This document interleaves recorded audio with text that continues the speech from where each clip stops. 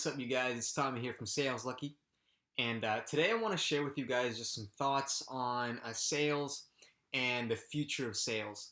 Um, so, as everybody knows, technology is changing at an insanely rapid pace. Just in these past couple years, and the landscape of selling has changed. Less and less people have desk phones that we're calling into. Most people are online, everyone's on social, especially in this time during COVID where everyone's at home, right? So just want to share some thoughts. And many of you know that I actually work for a company in the Silicon Valley that sells software based on machine learning and artificial intelligence. So right now, we're living in a hotbed, or here in the Silicon Valley, a hotbed of basically where most of the advanced companies um, in technology are being developed. And while that's the case, I do believe that sales and the need for human interaction and the ability to build trust and care for another person is never going to go away. And I'll explain why. If you think about the people that you take advice from the most, that you listen to the most, who are those people? Well, most likely they're going to be people that you trust the most, whether it's your parents, your family, your close friends, siblings, um, your mentors, or colleagues. It's people that you trust, right? So, what's the difference between, you know, taking advice from people that we trust and purchasing something? Well, it's not a whole lot different. And we're both being influenced in that situation. Um, if your a good friend tells you to go try a restaurant, you're probably going to listen to that person more than if a stranger off the street did that, right? Well, why is that? It's because of trust. It's because of trust and care, okay? The people that you listen to the most, that you heed advice to, most likely you trust and you trust them because and you care about them because they care for you. And that's really what selling is about at the end of the day. I know that sounds like hocus pocus, airy fairy, especially in this B2B world where we're talking solutions and value and high tech and all these fancy ways of doing things. But when you get down to the core of it, selling, no matter if you're selling B2C or B2B, at the end of the day, we're always dealing with another human being. And I'm sure, as you know, human nature hasn't changed a whole lot in the past hundreds or thousands of years. And our especially our reptilian brain, the part of our brain that's from way back, that kind of helps us survive and be aware of threats in our environment, that kind of watch that for the saber-toothed tigers and stuff.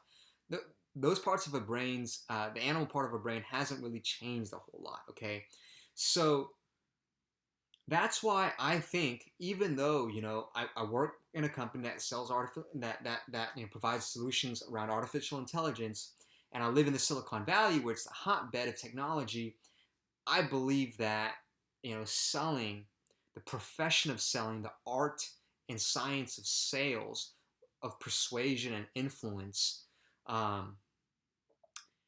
of which is really about the ability to build trust and to demonstrate care for another person, is not really going anywhere. One of my mentors, Andy Frisella, he says that, and runs multiple businesses. He says that the value is in the inefficiencies. And while that might sound very contradictory to the ethos of Silicon Valley and the Bay Area, I'll explain what he means by that. When he says the value is in the inefficiencies, he's saying that it's in the interactions where it's not automated, where a human being is demonstrating care, that creates a connection and bond in the interaction that creates value.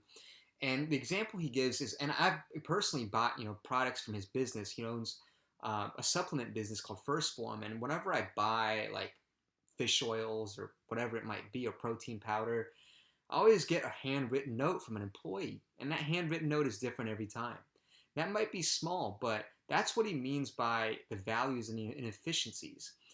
And I think the underlying concept of whether in a sales interaction or on a Zoom call or on a phone call, the ability to generate that human to human connection and care and ability to build trust is really what allows great uh, business interactions to happen. Whether you're selling supplements or whether you're selling six-figure SaaS deals, I don't think the that human connection element is going to go away. Um, and even in this COVID situation where everybody's at home, we're all on Zoom calls or Google Meets calls. But you know what? Personally, maybe you feel the same way. Maybe not. Who knows? Um, you know what I personally crave the most and can't wait for once this is all over? It's to see my friends. It's to give my friends a high five. It's to give my friends a hug. Go out and connect with people. Maybe you feel the same way, and I don't think that's ever going to go away. The other thing I wanted to share about the future of sales was I heard Ryan Dice say at Grant Cardone's 10X Con last year that, and Ryan Dice is the founder of digitalmarketer.com, and he said that the salespeople and marketers of today and tomorrow are gonna intertwine. Salespeople are gonna need to understand marketing, and marketers are gonna need to understand sales.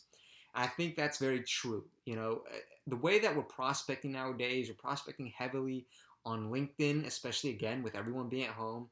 Of course, email.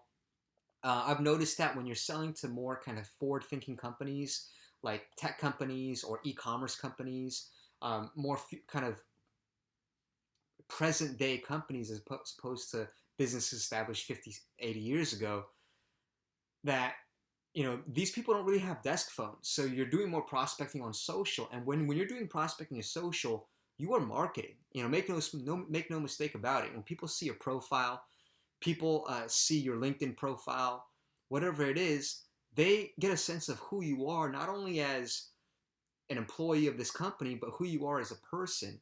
And I think the general trend in business in general has been that people want to more and more to do business with people. I think people don't really want to do business with less and less want to do business with faceless or organizations. But you're seeing that people want to do business with people, and even these major giant companies like Facebook, Tesla. I mean, we're all familiar with the people leading these companies, right? Zuckerberg and Musk, um, and we want to do business with people, but not just people, but these businesses that stand for cultural values that we identify with, because we naturally connect to that. So I hope you guys got some value out of this video. Just want to share some thoughts on this Sunday. Um, and would love to hear what your thoughts are on the future of sales, where you're at in sales right now, and where you think sales is going. How you seen sales change in these past couple of years, because it's changed a lot. Um, just like everything else in our world is, right? And I'm curious, what are the biggest challenges that you're facing in your role in a company that you're working for, or in your own business? And let me know. Shoot me an email, post a link in the comment in the post a comment underneath the video here, or shoot me an email at tommy@saleslucky.com, and would love to hear from you. All right, take care.